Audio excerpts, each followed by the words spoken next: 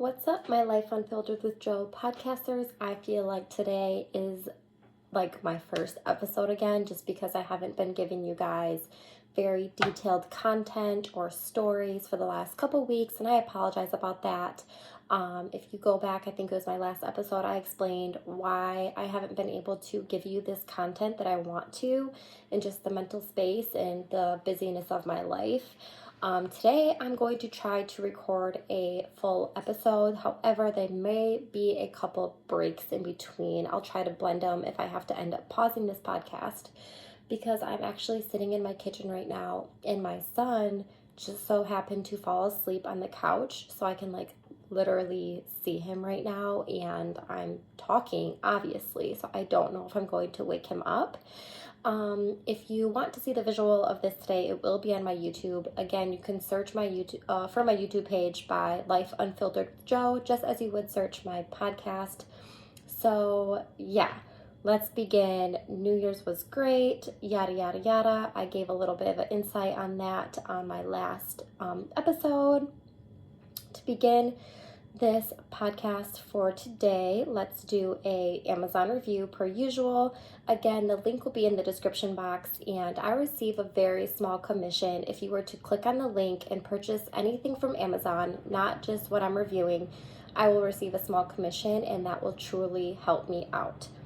So the reason why I wanted to review this product today is because I have made a couple new friends in this past year.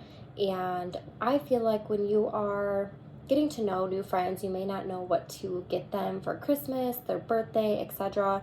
So my favorite thing to gift new friends and things like that, or maybe a distant family member that you may not know too well, is a gift basket. So you can put these gift baskets yourself, or you can just go on Amazon and kind of look for gift baskets that are already put together. So I found this one for my friend, and she absolutely loved it. And I didn't open it prior to me giving it to her, but then when I saw her open it, I loved it, and I even want one for myself. So this gift basket is called Royal Gift Basket for Women. And it's so cute. So the box is dark blue. If you're on my YouTube, I'll show you a picture of it. And the box says fit for a queen.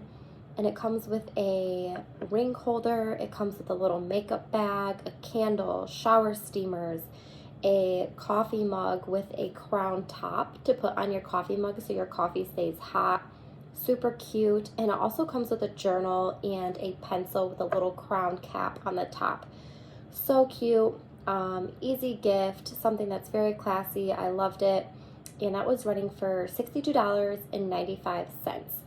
So again, if you want to do a gift basket or something for a friend, go ahead, click on the link below, find a gift for your friend on Amazon, your family, your husband, your wife, your children, whatever. But anywho, that is my Amazon review today, and I really appreciate you guys supporting me and even just coming on this podcast and continuing to listen and tune in. If you guys could leave me a review, I would really appreciate that. Download my episodes, share them. I want to reach new people in the community and reach whoever I can. Which, side note, this made my heart feel so happy. I had someone reach out to me. She said, I struggled with an eating disorder, and I listened to this episode of yours, and it touched me so deeply, and I really appreciate you sharing and being vulnerable and giving tips and tricks of the journey that you went through, and I wish more people were like you and were able to give valuable information, and that made me feel like even if I'm still recording these episodes and I don't have even 100 followers, but if I can just reach one person and make a difference in their day, and that's my goal, and I love that. So even if it's just one person, I hope that my episode can touch just someone, so I know that I'm doing my job, and what I want to do for my hobby is helping people.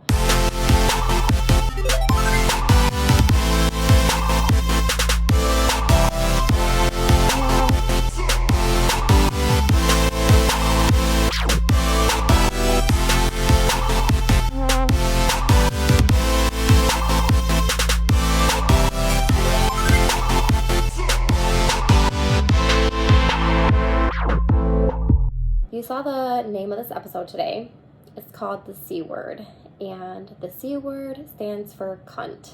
I'm just kidding. I was like debating if I should make that joke, but I had to. No, but for real, the C word stands for COVID. Yes, we love the C word. We've been dealing with it for a couple of years now. COVID, Rona, coronavirus, Omicron, or however you pronounce that new fucking thing that just came out. Whatever. But I wanted to give you guys my experience on that, my experiences since COVID has came out, my stories that I have on COVID since COVID has been around, and I hope that some of you guys can relate or kind of hear me out, because it's not been an easy journey for any of us, and I wanted to open up to you guys about my journey. So let's get started. So COVID, I think, started March 2020. When it first started, I was like, they're probably just like overreacting, no big deal, yada, yada, yada. But then in Michigan, we had this like hard lockdown. Like hardly any businesses were opened. You were supposed to like basically stay inside. I know a lot of jobs said if you're not essential, you're not going to work. At this point during the coronavirus, I was very scared.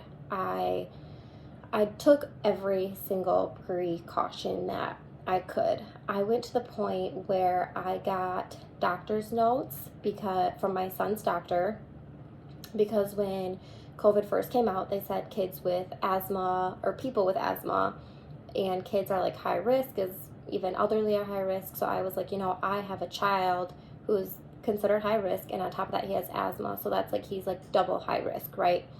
So I got doctor's notes to give to the people in my household, to give to their jobs, to say that they cannot go to work because of him being high risk. So his dad was allowed to work from home, and I shut down everyone, every contact. So even like my mom, my sisters, my friends, I shut everything down. And I remember we stayed in this house, just us in isolation for like 3 months, and I wouldn't let my mom or my sister or anyone come over to even talk to us through the window or see us, because at the time my son was only a year and a half old, and I knew that if he saw them on the other side of the window, he wouldn't be able to comprehend like what's going on and why he can't go physically be with them. So I just cut off all contact, and looking back, I wish I wouldn't have done that, but I didn't know, and nobody still to this day knows what's going on with COVID. So that's how I handled it. So my son was a year and a half years old, and I felt so bad because he was always at my mom's house or my sister's. I always had friends over prior to this, and I felt at this point in his life did a 360. And I was really concerned for him, because it was like one day he woke up, he's so young. One day he wakes up and his routine changes, and he doesn't see the people that he usually sees. And it's almost like I flipped his life upside down, and there's no way for me to explain to a 1.5-year-old like what's going on and why this is happening. So I feel like his world just changed. But it was also kind of weird because he didn't have a big reaction to it. Honestly, it was like every single day we were up and we were all together in this house for 3 months, and that just became his new normal. And it was weird because I knew it wasn't normal, but that was his new normal. So moving forward, I decided, after some time, I was like, I have to do something. The reason why I felt that way was because in my house for 3 months alone in isolation with no contact with friends or family as far as physical contact, I was going crazy, like literally crazy. So I'm an extrovert. I get my energy from being around people, socializing. And so when you put an extrovert into an isolation period in a house, mentally I just was not well. I actually ended up having to go on anxiety and depression medication because I just wasn't myself anymore, and that was really scary because I didn't know how long I was going to be in isolation for, or keep my family isolated and things like that. And I still had to be a mom, still had to take care of my son. So that was very, very hard. And then, not to mention, at this point, I was with the father of my child. So we were all together 24/7. And being with your partner 24/7, it's not healthy. And it really just destroyed us. Like, we were fighting every single day from dawn to dusk, and it was creating a toxic environment for my child. But then at what point do you choose, like, let me take a risk to go get coronavirus and get out of the house? And it was just a weird situation. I know I'm not the only one who's been through this, so you guys can probably relate. But anywho, so honestly, our home life just kind of, it fell apart because we were with each other for too long every single day. So that was really hard. So that all happened, and I just remember like taking my son outside, because we would go outside, and I just remember taking a walk every single day, just the same route. Like, this is our life. And I always imagined, like, what does my son think that we just do the same things every single day? So yeah, moving forward, I could not take it any longer. Something had to change. And I remember it like it was yesterday, the first day I took my son back into the public. So the first day that he has seen someone other than me, our roommate and his dad. And I said, I just need to run to the post office. So I'll just take him somewhere small. It's not like I'm taking him to the mall or Meijer or like a big place. I'll just take him to the post office. It's no big deal. So we walk into the post office, and I remember us walking in, and my son grabbed my hand so tightly, and he hid behind me because he's now seeing people. And I just remember thinking, like, does he not remember what it was like before COVID? Does he not remember what it was like before isolation? He literally was pointing to these people, like asking what they were, who they were. And I remember having to explain to him, like, these are other people just like us. This is called the world. This is called outside. Like, this is called the public. And I said, it's okay. Like, you're safe. And I just had so much anxiety about, like, what this new generation coming up, the kids who've had to go through this, what mental health issues is that going to create? What learning issues is that going to create for them, or their social skills, or anything like that? Because I remember my son and the reaction that he had. And then another story I have, after I got more comfortable taking him out every once in a while, but I remember the first time I took him to Meijer, and we were going through Meijer, and someone had spoke over the intercom, and I remember him like freaking out, asking me, what is that? What's going on? And like, I told him, like, that's just the intercom. That's just another person talking. And I had to teach him these things so much later in life than what other children who didn't grow up in this generation or this time of year had. And so I still continuously think about the impact that time period is going to have on his life later.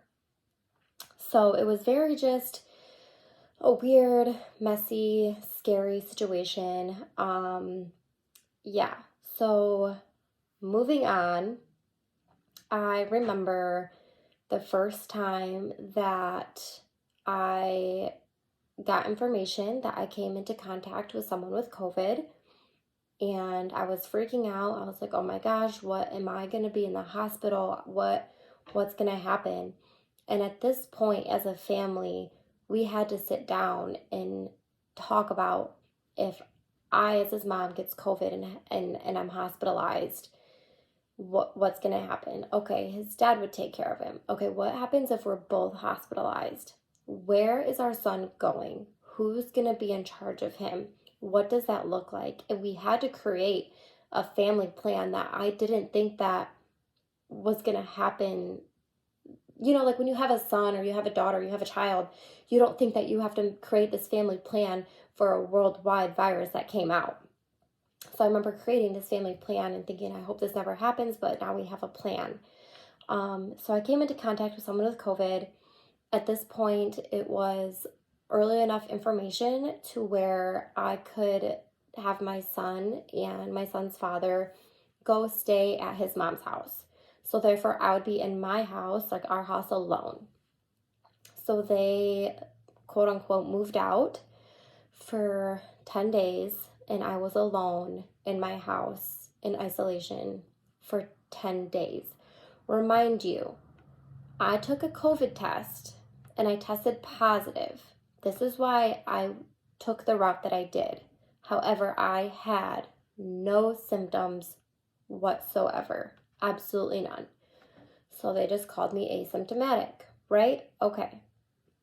During this time where my son and my son's father were moved out and I was alone, again, you're taking an extrovert and putting that person alone. The mental health issues that I have already gone through being alone in this isolation environment prior to, not being able to see my child for 10 days, and not to mention we ended up breaking up, me and my son's father during that time while I was alone. So I think I have COVID. I can't see my son. I'm isolated. I'm going through a breakup and I'm all alone. And I can't have friends come over to support me. I can't have family come over to support me because, again, I think I have COVID. That was living hell. That was literally living hell. I remember waking up crying, going to bed crying. I felt so empty. I can't even explain to you guys the feelings that I was going through during that time in my life. I'm just getting emotional even thinking about those emotions that I had to go through. So then my 10 days of my quarantine were up. The CDC told me I needed to go retest. So I went and I took another rapid COVID test on the 10th day, and it came up positive again. And when they gave me the phone call, and they told me I was positive, I said, there's no fucking way. Absolutely no fucking way. I've been in isolation. It's been 10 days. Per your CDC rules, I'm good to go. And they told me, no, you need to isolate for another 10 days. So at this point, I'm thinking this is going to be 20 days without seeing my fucking child. You have me fucked up. Absolutely fucking not. So I decided to do a little experiment. What I did is I went back to the place I got my COVID test done. I got another COVID test. So this is the second COVID test in the same day. I turned around. I went through the line again. So this is the third COVID test. And I did these back to back to back in the same day because I wanted to run this experiment to see how accurate this test was. So I get back home. I get 2 more phone calls, remind you, because at this point, I already had the 1 phone call from the first COVID test. Then I just went and took another 2 within a 2-hour time frame. The other 2 phone calls that I got back said that I was COVID negative. In the same day, within 2 hours, you're telling me that I had COVID and now all of a sudden I don't? No, absolutely not. These tests are inaccurate. They're not reliable. I don't even think I had COVID in the first place, so I just isolated myself and didn't see my child for 10 days for no fucking reason. No fucking reason. This is fucked up. So I was talking to the lady on the phone, and I explained to her, I said, thank you for telling my test is negative, but I told her the experiment I did, and I told her at this point I'm crying, and I was like, I haven't seen my son for 10 days, and I remember her vividly telling me, go get your baby, go see your baby and hold him tightly. And I just busted out crying because I just felt also during that time, her voice, the way she said it, was something that my grandmother would have said, something that my grandmother told me. And I felt like it was just a sign of confirmation that no, you don't have COVID and you need to go get your child. So I just remember, getting in my car, and I remember like calling where he was staying up, saying like, I'm coming to get him, I get to see him. And I'm obviously, you guys can hear my voice is like crackling right now. I remember crying in the car because I'm so upset at this point that I just spent 10 days alone without seeing my child, and I didn't have to go through that. And not to mention, I was going through that breakup, and I just wanted my child so bad. So I remember that day very vividly, and just being able to hold him in my arms and get him back. And yeah, so I just don't believe these rapid tests should be out there. I think that coronavirus is real, I do, but I don't think that they should put a test out that is so inaccurate that can mentally destroy someone because of the mental health issues that I had. The fact I had to be separated from my child, and my child had to be separated from his mom for 10 days. And these tests should not be out due to the inaccuracy that they have. So yeah, that was very, very, very hard. So after this fact, we had planned a trip to go see some of my family members in Florida. And at this point, I was still worried. I was still scared. So we had planned this trip like a year prior. So when it came around, we as a family collectively decided, we should not go. I called American Airlines. So fuck you, American Airlines, and I will never fly with you again. I called them up, told them the situation of COVID. They refused to refund me. I said, my son is high risk. He's not only a child, but he also has asthma. Can I please provide you with doctor's notes stating that the doctor does not think it's safe for my child to go on this trip? Could you refund me then? She said, no, at this point, it's still your choice. It's still your choice not to go. So I lost out on all that money, which was very, very upsetting. But it is what it is. So then, let's see, I have my notes right here. Let me look. Okay, so then, we're like, let's plan another trip for next year. Maybe COVID will be cleared by then. When that time frame came, I had to repurchase tickets. I had to spend more money on tickets this time around because now my son is above 2 years old, so he is required to have his own ticket for himself, whereas prior he was able to sit in my lap. So we make the ticket, or we plan the trip, we get the tickets, again, through American Airlines. Biggest mistake of my life. We get to the airport. My child is 2 years old, and they will not let him on the plane unless he is wearing a mask. And I stood in line. You hand them your ticket to get on the plane. They literally stopped us and would not let us get on the plane unless my 2-year-old would wear a mask. And I was like, he's 2 years old. He is 2 years fucking old. He's not going to keep a mask on. Like, I don't know what you guys don't understand. He will not keep this mask on. So they basically said, if he's not going to put a mask on, you guys are not welcomed on the plane, and you guys are going to miss your flight. So at this point, I'm very upset with not only American Airlines, but I have anxiety, and I'm frustrated with my 2-year-old because he won't keep this mask on, and he doesn't understand that he has to wear this mask so we don't miss this flight. So he's crying at this point. I'm crying at this point. And this lady at the gates just keeps reiterating, he has to put his mask on. He has to put... Yes, lady, I hear you. I understand. Do you not see that we're both crying at this point and I'm trying my hardest? How about you have a little bit of get a softer heart, have a little bit of sympathy, and see that I'm struggling as a mother with my 2-year-old that won't wear his mask, and just maybe look the other way for 1 second for today. But that didn't happen. So I had to force my child to wear a mask, almost literally had to hold it on his face to get on this fucking plane so we could go see my family. And then that just made me think the trauma that I'm putting him through, because as a child, I'm teaching him if I'm doing something to him that is uncomfortable, that he is allowed to say no, that no means no if you're uncomfortable. And I felt that I was at that point invading his boundaries, invading his privacy. And it was a whole mess.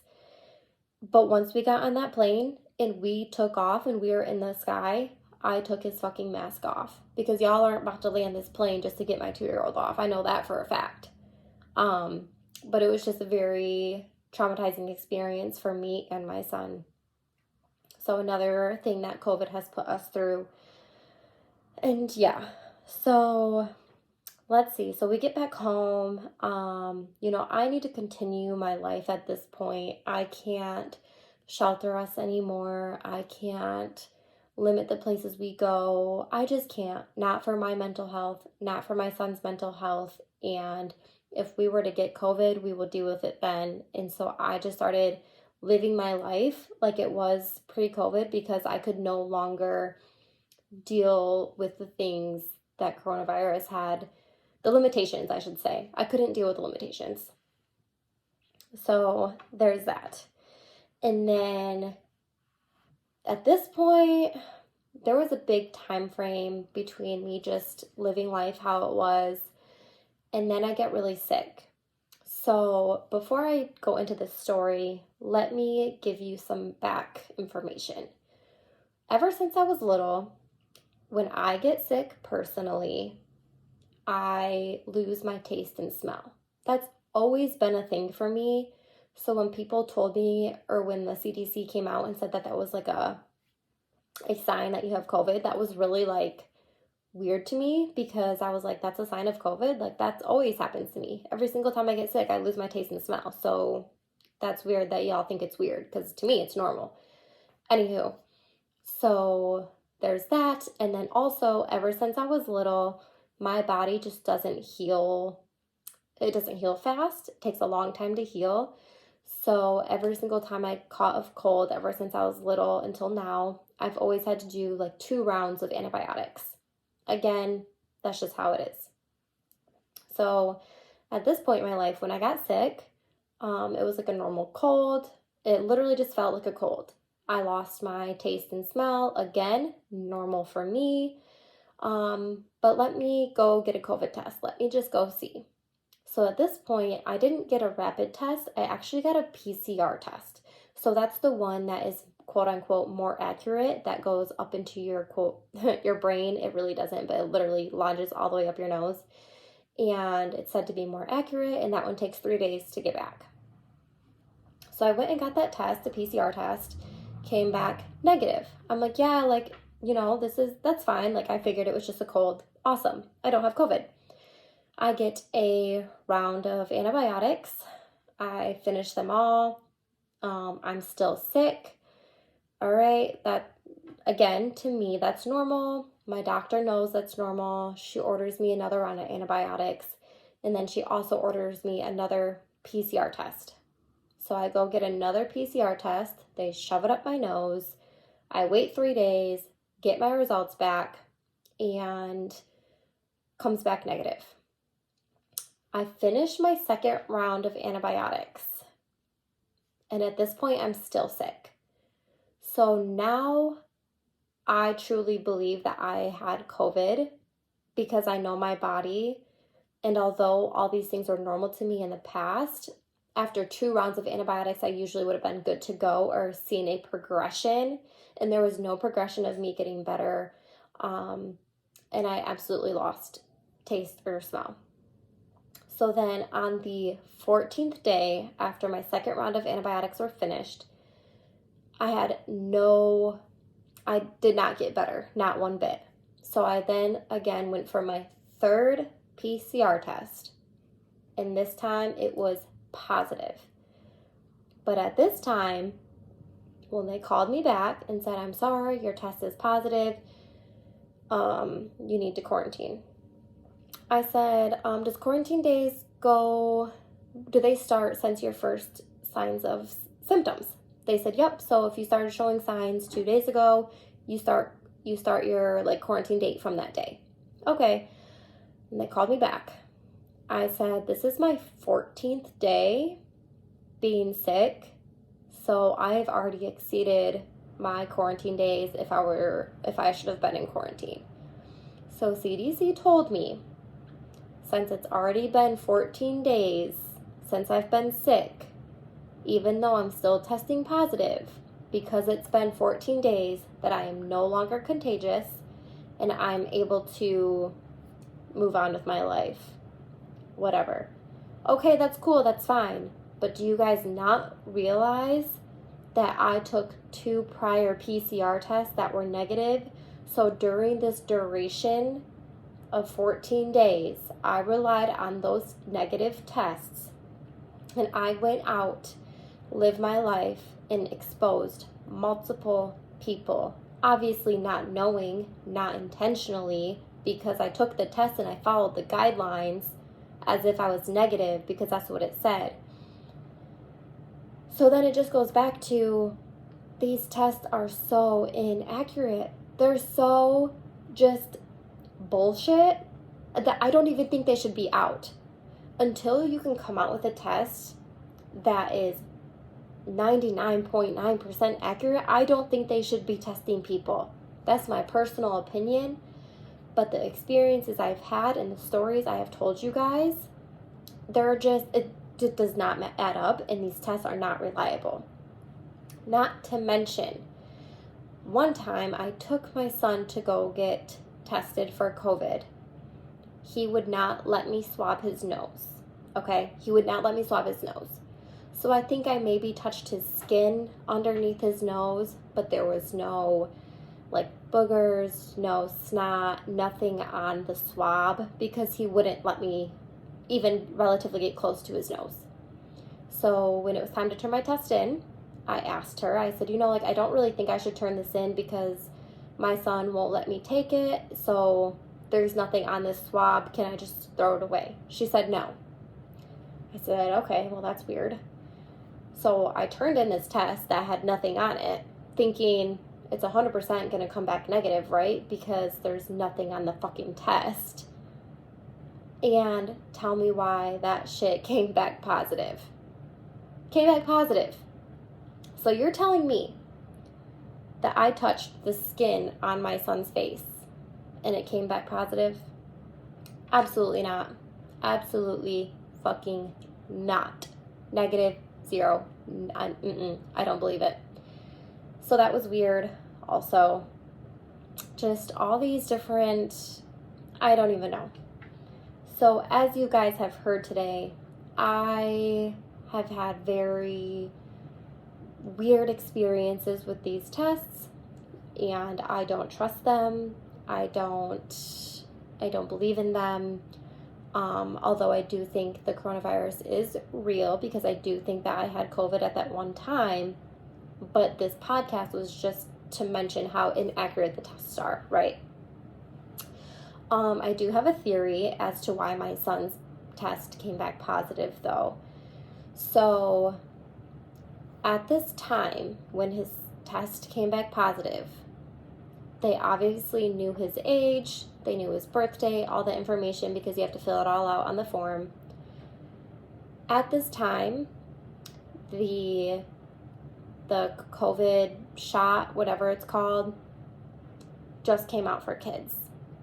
So I believe that at this time, they are taking majority of kids' COVID test and making them positive to help the number of people who have kids to get their COVID shot. And I think that relates. Call me a conspiracy theorist. I don't give a fuck. But that's a red flag to me. Red flag. So there's my story, and I've been wanting to rant about this because it's relative and it's real in everyone's lives. But to give another viewpoint of the stories I just gave, I do want to give a story about someone that I know personally that truly did have COVID, and he was on a ventilator in the hospital. So he got COVID, he went to the hospital, they put him on a whole bunch of oxygen, and he has told me till this day, like, the way my body reacted to it, I would never wish that on anybody. He still cannot breathe properly. But again, I have a theory as to why he was able to get out of the hospital. So tune into this. So he's in the hospital. His oxygen level is very, very, very low. He had multiple nurses tell him, you are not going to live, you are never going to go home, and you are going to die in this hospital. They told him that, which they have to, right? So he can contact his family. He can make sure that he has everything set for him to pass, yada, yada, yada. Here's the deal. I don't think the hospitals help you, because when you are low on oxygen or whatever, they put you on this ventilator. They put it on full force, high, as much help as they can give you, right? So their intentions maybe are good. But when your body gets that much help, it's now relying on that help. So of course you're never going to get better, because your body starts to become reliant on this help. So what he did is they would crank up his oxygen level, and when a nurse walked out of the room, he would take his oxygen level and he would turn it down. When shift change came around, a new nurse came in. This was every single day he was in the hospital. A new nurse would come in. She would say, hey, Mr. So-and-so, I noticed that your oxygen level is set at a different level than our charts read. He said, oh, you know what? They must have forgot to tell you during shift change. They just cleared me. They probably just forgot to write it in the shift change. So that is the correct level I'm supposed to be at. They probably just forgot to update the system. The nurses believed him, so they kept him at that lower oxygen level. And he would do this repeatedly until he personally made his body strong enough to breathe again. So that way his body wasn't relying on that oxygen intake or whatever system he was hooked up to. But I truly believe that if he wouldn't have done that, and he would let the nurses and the doctors control the machine in his body to rely on that machine, I don't think he would have gotten better.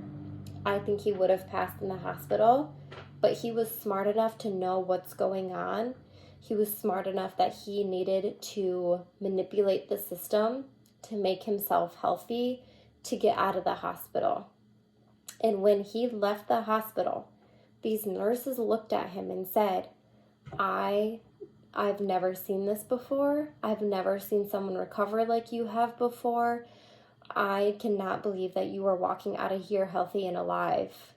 And that's all thanks to him, because he did that himself, and he manipulated the system for his own good. Even though the hospital should have been helping him in the first place, they weren't. They were doing it in a way that they thought they were supposed to, but really they're just making people's bodies rely on these things instead of actually trying to create their bodies to get stronger. But anyway, till this day, obviously I'm going to be transparent. He still struggles sometimes to breathe. He's definitely not at the same athletic capacity and stuff that he was before. However, he is living, and he did get out of the hospital against all of the hospital odds that they said he had. But yeah, so as we're facing this new Omicron, or however you pronounce it, I just proceed with caution if you feel it's necessary, but also proceed with caution with the things and the stories that you are hearing. I've known 2 people that have passed for other reasons, and they have labeled it due to COVID. And I know one person actually had to, I'm not sure if they hired a lawyer or someone, but they took someone to court, or like went to a system and told them that this is inaccurate and this is not true, and they physically had to change their death certificate to the correct reason because they labeled it wrong. And so I think a lot of these deaths that are happening are just getting falsely labeled as COVID, even though they're not. So I just hope that you guys do your own research. Again, if you guys have different opinions than me, that is completely fine. I respect your opinion. You may have a different standpoint. You may have different experiences, things like that. So just know that I still respect you. I still accept you. You could be my sister, my friend, and if we have those differences, that's not going to become like an issue, because I want everyone to feel welcomed here, and I want this to be a platform where we all can speak openly about our opinions and what we feel about things and things like that. But this was my experiences, my stories, and yeah. So I hope this episode brought you more insight, maybe gave you a different point of view, and I really appreciate you guys being patient with me during my Life Unfiltered with Joe podcast, and continuing to tune in, and I hope that you guys do stay healthy and tune in again next week.